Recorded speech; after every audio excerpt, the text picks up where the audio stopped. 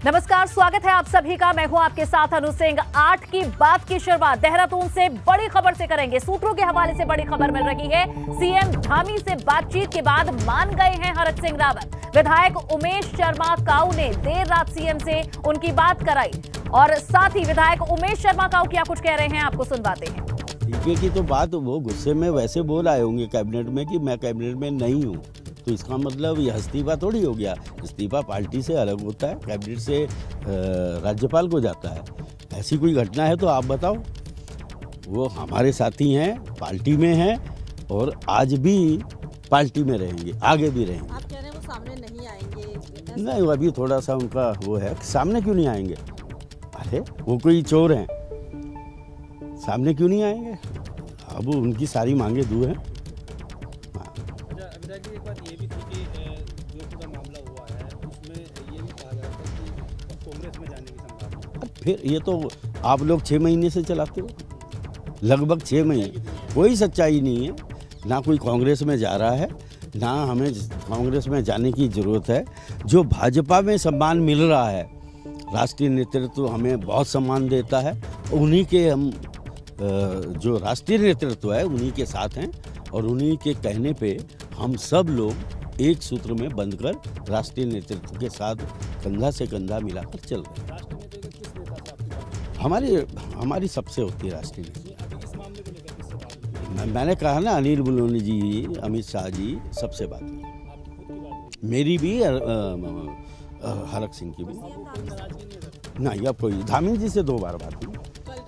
मेरी 4 बार बात हुई धामी जी से, 2 बार हरक भाई से भी।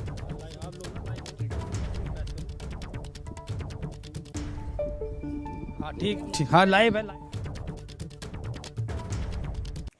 तो ये बड़ी जानकारी आपको दे रहे हैं। विधायक उमेश शर्मा काऊ ने साफ कर दिया है कि मुख्यमंत्री से बातचीत के बाद हरक सिंह रावत की कोई नाराजगी नहीं बची है। तो ये बड़ी जानकारी आपको दे रहे हैं। कई बातें साफ हो गई हैं। हरक सिंह रावत अभी भी भाजपा में है, कांग्रेस में जाने की कोई जरूरत नहीं है। उन्होंने कहा जब भाजपा में सम्मान मिल रहा है तो किसी और पार्टी की तरफ क्यों देखें। हरक सिंह रावत अभी भी भाजपा में है। तो ये एक बड़ी जानकारी आपको दे रहे हैं। और पंकज हमारे संवाददाता लगातार हमारे साथ जुड़े हुए हैं देहरादून से। पंकज, कई बातें अब साफ हो गई हैं, क्या किस तरह से अब देखा जाए इस पूरे मामले को? अनु देखिए, इस पूरे घटनाक्रम में जो संकट मोचन बने हैं, उमेश शर्मा काऊ जी हमारे साथ में मौजूद हैं। हम उनसे जानते हैं कि पूरा घटनाक्रम क्या हुआ था और किस तरह का पूरा प्रकरण हुआ है। आप विधायक जी रहे हैं, शुरू से लेकर लास्ट तक आपने पूरा काम इसमें किया। क्या था पूरा मामला, किस तरह? मैंने बताया ना, 4 पूरे 5 साल होने जा रहे हैं। हरक भाई अपने क्षेत्र में कोटद्वार में एक मेडिकल कॉलेज बनाना चाहते हैं और उसके लिए वो लगातार त्रिवेंद्र सरकार में भी प्रयास करते रहे। फिर तीरथ जी बने, उनके साथ भी। अब धामी जी बने, पिछली कई बैठकों में वो हमेशा मेरे सामने भी कई बार उन्होंने पंकज पांडे को डांटा भी। धन सिंह जी से भी कई बार गर्म बात हुई कि भाई मेरा मेडिकल कॉलेज का आप क्या कर रहे हो, उसका प्रस्ताव लाके उसका जो अंशदान जारी करना है वो करें। तो कल कैबिनेट की बैठक है, पूरे 2 घंटे चली और लास्ट में जब सारे प्रस्ताव आ गए और कोटद्वार कॉलेज का उसमें प्रस्ताव नहीं था तो उनको बुरा लगा और वो कैबिनेट छोड़ के अपना वहाँ से निकल गए। आप भी गए थे उनके पीछे पीछे? हाँ, तो क्या बातचीत हुई है अभी? क्या मुझे मिले, उन्होंने सारी बात बताई और ये स्वाभाविक है, अपना दर्द अपने साथी को बताते हैं। और उन्होंने बताया कि मैं इतने दिन से प्रयास कर रहा हूँ और मेरी सुनवाई नहीं हो रही, इसलिए मुझे बुरा लगा और मैं अपने लिए नहीं मांग रहा हूँ मेडिकल कॉलेज, मैं वहाँ की जनता के लिए मांग रहा हूँ। फिर उन्होंने कहा देहरादून मेडिकल कॉलेज मैंने बनाया तो ये क्या मेरे काम आ रहा है? सबके काम आ रहा है। तो इसी बात को लेके कि कोटद्वार में मेडिकल बने, यही नाराज़गी थी। और वो राष्ट्रीय नेतृत्व मैंने अभी बताया आपसे, और धामी जी के जो बात थी उस पर हम सब मान के ये समस्या का समाधान हो गया। पंकज, एक अहम सवाल ये भी पूछ लीजिए। एक बड़ा बजट था और कई योजनाएं, तकरीबन 41 योजनाएं थी जो रखी गई थी कैबिनेट में और 15वें नंबर पर कोटद्वार में मेडिकल कॉलेज का प्रस्ताव था। तो बताया जा रहा है कि ये शामिल था, उसके बावजूद भी ये नाराजगी क्यों नजर आई? फिर क्या वजह कुछ और है? आप आपसे भी पुष्टि की होगी, वहाँ आप देखो। कोटद्वार का मेडिकल कॉलेज का जो था प्रस्ताव वो कैबिनेट में शामिल था, पहले से ही वो आना था, तो उसमें कहाँ अड़ंगा कहाँ हुआ था, उन्होंने आपसे बताया? अंशदान जारी होना था। अब वो बाद में शायद किया है 5 करोड़, तो उस पर सहमत नहीं है। अब उस पर 20-25 करोड़ रुपया दिया जाएगा, वो ये बात हो गई है। अब सीएम साहब ने क्या कहा है? सीएम साहब ने कहा कि मेडिकल कॉलेज की जो भी समस्या है वो उसको पूरा करेंगे। अब नाराजगी नहीं ना। दिल्ली के किन नेताओं से आपकी बातचीत हुई थी? छोड़ो ना, हाईकमान जो होता है हम लोग दिल्ली में, हमारा पार्टी हाईकमान है, उससे बात करते हैं। अभी पूरा मामला ठीक हो गया? बिल्कुल ठीक है। तो देखिए अनु, ये अभी विधायक उमेश शर्मा काऊ जी ने कहा है कि जो भी पूरा घटनाक्रम था वो अब पूरी तरह से खत्म हो गया है। हरक सिंह रावत की जो नाराजगी थी वो दूर हो गई है, और मुख्यमंत्री ने उन्हें ये आश्वासन दिया है कि कोटद्वार में जो मेडिकल कॉलेज के लिए वो बात कर रहे थे उसके लिए वो तत्काल जो पैसा है वो रिलीज करेंगे और उसको बनाने के आगे प्रयास करेंगे। ये बात अभी हो गई है। तो जो पूरा चर्चा चल रही थी, बड़े कद्दावर नेता हैं, मंत्री हैं, अपने क्षेत्र के लिए मेडिकल कॉलेज की मांग कर रहे हैं, तो जब इतने प्रस्ताव रखे गए तो उसे शामिल क्यों नहीं किया गया? एक सवाल ये भी बड़ा उठता है कि क्योंकि चुनावों के समय पर डिलीवरी अपने जनता के बीच में, अपने लोगों के बीच में कितनी जरूरी है, ये बड़े नेता समझते हैं, मंत्री समझते हैं। उसके बावजूद भी हरक सिंह रावत को नाराज क्यों किया गया आखिर, ये भी तो सवाल बनता है। बिल्कुल जी, देखिए बिल्कुल आपने अन्नू बिल्कुल महत्वपूर्ण बात ये कही है, लेकिन इसमें 2 चीज़ें हो सकती हैं। एक तो ये कि हरक सिंह रावत क्योंकि 5 साल से आगे विधायक थे और उन्होंने कई बार इस प्रस्ताव को रखा था कैबिनेट के जरिए भी, और मुख्यमंत्री और केंद्रीय हाईकमान के पास भी रखा था कि जो मेडिकल कॉलेज का उनका एक सपना है उसको पूरा किया जाए। लेकिन यहाँ हम इसको भी कह सकते हैं कि प्रेशर पॉलिटिक्स भी हो सकती है, क्योंकि हरक सिंह रावत ने पहले ये बात कही थी कि वो कोटद्वार से चुनाव लड़ना नहीं चाहते हैं, दूसरी जगह से भी चुनाव लड़ने की कोशिश में वो थे। तो ये एक प्रेशर पॉलिटिक्स भी हो सकती है कि इसके जरिए वो अपनी सीट बदलना चाहें, या फिर अपने जो वहाँ के कोटद्वार के लोग हैं, जो तमाम लोग उनके साथ जुड़े हुए हैं, उनके सामने ये कोशिश करें अपने आप को दिखाने की कि वो हमेशा लड़ते हैं और आपकी जो मुद्दे हैं, जो जनता के मुद्दे हैं, कोटद्वार के खास मुद्दे हैं, उसके लिए वो किसी भी हद तक जाने के लिए तैयार हैं, चाहे उन्हें कैबिनेट से इस्तीफा ही क्यों ना देना पड़े, जो उन्होंने रात किया है। तो ये 2 महत्वपूर्ण चीज़ें हो सकती हैं कि चुनावों की दहलीज पे उत्तराखंड खड़ा है और हरक सिंह रावत को चुनावों में जाना है, और हरक सिंह रावत का ये इतिहास रहा है कि जहाँ से भी वो चुनाव लड़े हैं वो हमेशा जीते रह गए हैं यहाँ से। और यही बात हो सकती है कि वो अपने कोटद्वार के लोगों के बीच में ये प्रूफ करने की कोशिश कर रहे हैं कि वो किसी भी हद तक जाएंगे, जनता का काम हर हाल में कराएंगे, चाहे उन्हें सरकार छोड़नी पड़े, कैबिनेट से जाना पड़े, या फिर इस्तीफा क्यों ना देना पड़े। तो प्रेशर पॉलिटिक्स का भी इसमें एक हो सकता है कि प्रेशर डाल रहे हो वो सरकार के ऊपर, या फिर ये भी चाह रहे हो कि अगर इस तरह का प्रेशर वो अभी से करेंगे तो अपनी इच्छा के अनुसार किसी भी सीट से वो चुनाव लड़ सकते हैं। तो ये तमाम महत्वपूर्ण चीज़ें हैं जो इसमें इशारे कर रही हैं। लेकिन अभी फिलहाल हम कहेंगे उमेश शर्मा काऊ जो विधायक है रायपुर से, इस पूरे घटनाक्रम में उन्होंने संकट मोचन का काम किया है पूरी तरह से, और अनिल बलूनी से कई दौर की इनसे बातचीत हुई है। अनिल बलूनी जी ने उनसे कहा कि आप इस पूरे मामले को डैमेज कंट्रोल कीजिए, और हरक सिंह रावत से उनकी बातचीत हुई, मुख्यमंत्री से इन्होंने अपने फोन के जरिए बातचीत कराई, अनिल बलूनी जी से इनकी बातचीत हुई, केंद्र के कई बड़े नेताओं से बातचीत होने के बाद इस पूरे मामले का पटाक्षेप हो गया है। लेकिन अभी भी ये बात नहीं कह सकते कि क्या हरक सिंह रावत की जो कंप्लीट नाराजगी थी वो दूर हो गई है, क्योंकि वो मीडिया के सामने खुद नहीं आए हैं, और उमेश शर्मा काऊ जी ने कहा कि वो अभी किसी से बातचीत नहीं करेंगे। हरक सिंह रावत कब सामने आएंगे, वे इस समय कहां पर है? आपने खुद ये सवाल भी पूछा था, उस पर कोई स्पष्ट जवाब नहीं मिला, लेकिन क्या लग रहा है कहां पर हैं अभी हरक सिंह रावत? क्योंकि आप और रवि भी लगातार हलचल दिखा रहे थे उनके दोनों आवासों की, तो इस समय कहां हो सकते हैं वे? देखिए दोनों अपने आवासों पर हरक सिंह रावत नहीं है। अपने जो डिफेंस कॉलोनी का उनका निजी आवास है वहाँ वो मौजूद नहीं है। उसके बाद अगर हम बात करें जो उनका यमुना कॉलोनी का सरकारी आवास है वो मौजूद नहीं है। जो खबर मिली है वो ये है कि वो एक किसी निजी होटल में मौजूद हैं और वहीं पर पूरे इस घटनाक्रम पर पूरी नज़रें रखे हुए हैं। अभी फिलहाल वो मीडिया के सामने नहीं आएंगे क्योंकि उमेश शर्मा काऊ प्रतिनिधि के तौर पर भी हम कह सकते हैं उन्हें, और क्योंकि ये पूरे उसे कोऑर्डिनेट कर रहे थे तो वो उनके बारे में वो जानकारी दे रहे हैं, लेकिन कहाँ हैं वो नहीं बता रहे हैं। खुद विधायक जी ने ये कहा है उमेश शर्मा काऊ जी ने कि अभी वो किसी से कोई मुलाकात नहीं करेंगे, यानी कि पार्टी के नेताओं से भी वो मुलाकात नहीं करेंगे, सिर्फ टेलीफोन के जरिए से ही सबसे बातचीत हो रही है। मुख्यमंत्री से भी टेलीफोन के जरिए बात हुई और उनका जो इस तरह से देखा जाए कि अभी पूरी तरह से चीजें दुरुस्त नहीं हुई है, क्या इस तरह से भी देखा जाए? क्योंकि अगर इस बात का खंडन, नाराजगी अब कोई नहीं है, इसका खंडन अगर खुद हरक सिंह रावत करते तो क्या ये ज्यादा बेहतर संदेश ना देता?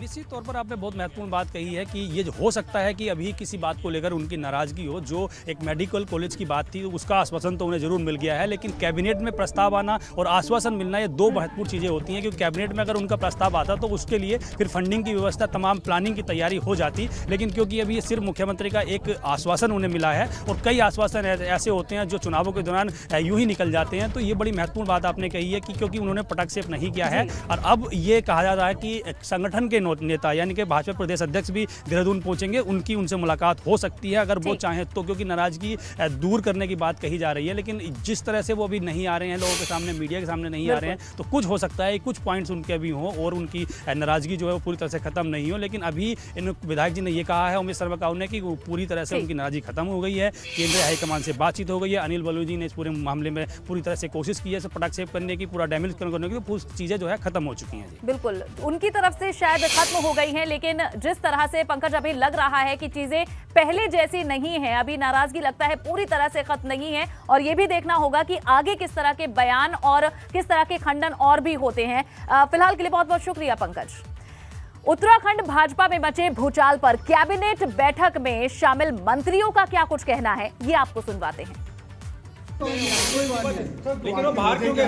कोई वजह नहीं, कुछ नहीं, कुछ छोड़ के नहीं गए। रिजाइन दिया सर, कुछ बात क्या? रिजाइन नहीं, कुछ नहीं। बात क्या हुई थी? कोई बात नहीं हुई। नहीं, कोई फैसला कैबिनेट में नहीं आया और ना ही जो सब आगे उनके जो फैसले जो आगे मेडिकल कॉलेज का था वो ठीक है। ये कह सकता हूँ कि बहुत अच्छे वातावरण में हमारी बैठक। नहीं अच्छा वातावरण था तो मुख्यमंत्री जी ऐसे क्यों गए हैं बिना बयान दिए? देखो बयान हमेशा जो है हमारे नहीं आप भी तो नहीं बोले हरक सिंह जी पे। हरक सिंह जी आप ये बता दीजिए इस्तीफा नहीं दिया है। डॉक्टर हरक सिंह रावत जी हमारे सीनियर मंत्री हैं, हमारे बड़े भाई हैं और उन्होंने जो भी बातें कही हैं मंत्रिपरिषद में, सारी बातें उन्होंने राज्य में कही हैं और मैं कह सकता हूँ कि बहुत अच्छे स्वार्थपूर्ण ढंग से। सर क्या बात नहीं सर, कोई मामला सर हरक सिंह रावत ने इस्तीफा दे दिया क्या? नहीं दिया भाई। क्यों गए ऐसे नाराज होके क्यों गए? कोई नहीं नाराज हुआ। सुबोध उनियाल क्यों उन्हें पकड़ रहे थे? कोई नाराज ऐसी क्या वजह हुई कि वो बीच कैबिनेट की बैठक छोड़कर निकले? ये चर्चाएं हैं बड़ी। वो नहीं गए हैं, बिल्कुल नहीं गए हैं। कोई नाराज नहीं है, कोई नाराज नहीं है, बिल्कुल नाराज नहीं है।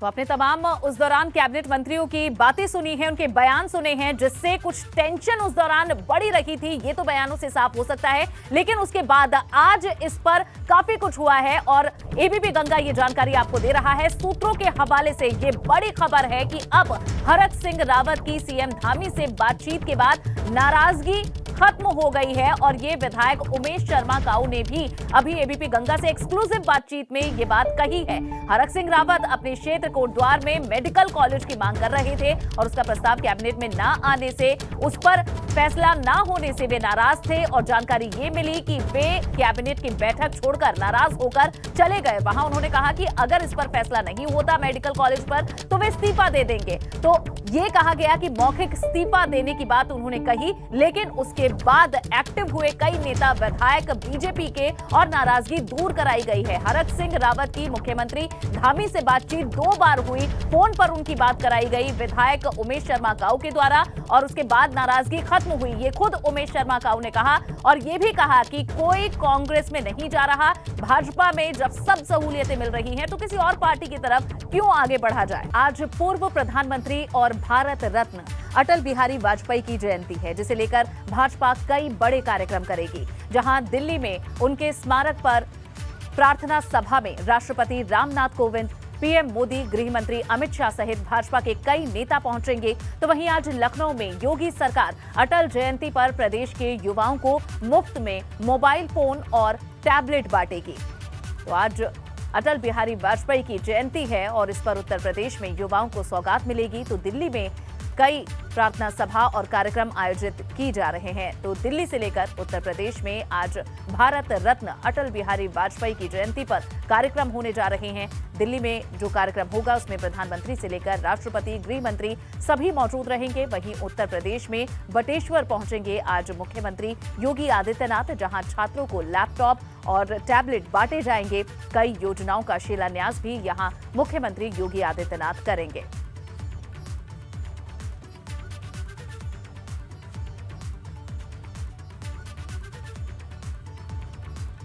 तो कई सौगातें आज दी जाएंगी अटल बिहारी वाजपेयी की जयंती पर।